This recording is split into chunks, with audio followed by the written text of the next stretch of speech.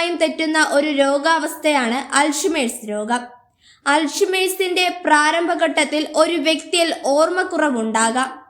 നേരത്തെ തന്നെ മറവി രോഗത്തിന്റെ അപായ സൂചനകൾ തിരിച്ചറിയുക, കൃത്യസമയത്തുള്ള രോഗനിർണയം എന്നിവ പ്രാധാന്യമുള്ള ഘടകമാണ്. 60 വയസ്സ് കഴിഞ്ഞവരിലാണ് കൂടുതലായും രോഗലക്ഷണങ്ങൾ കാണപ്പെടുന്നത്.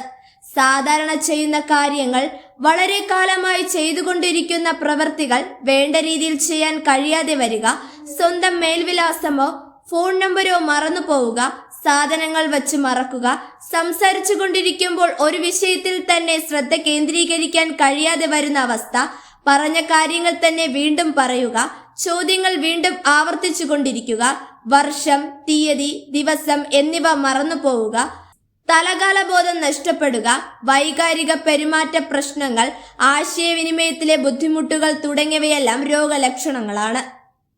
അൽഷിമേഴ്സ് രോഗസാധ്യത കുറയ്ക്കാൻ ഒഴിവാക്കേണ്ട ഭക്ഷണങ്ങളെ പരിചയപ്പെടാം. പഞ്ചസാര അടങ്ങിയ ഭക്ഷണങ്ങൾ, കോൺ സിറപ്പ് പോലെയുള്ള സിറപ്പുകൾ, മറ്റു പഞ്ചസാര അടങ്ങിയ പാനീയങ്ങൾ തുടങ്ങിയവ അമിത ഉപയോഗം അൽഷിമേഴ്സ് രോഗസാധ്യത കൂടാതെ ഉയർന്ന കലോറിയുള്ളതും നാരുകളുടെ അഭാവമുള്ളതും കൊണ്ടും ഇവ നിങ്ങളുടെ രക്തത്തിലെ ഗ്ലൂക്കോസ് വർദ്ധിപ്പിക്കും, ശരീരഭാരം വർദ്ധിപ്പിക്കും. അതിനാൽ ഇവയുടെ ഉപയോഗം പരമാവധി ഒഴിവാക്കുക.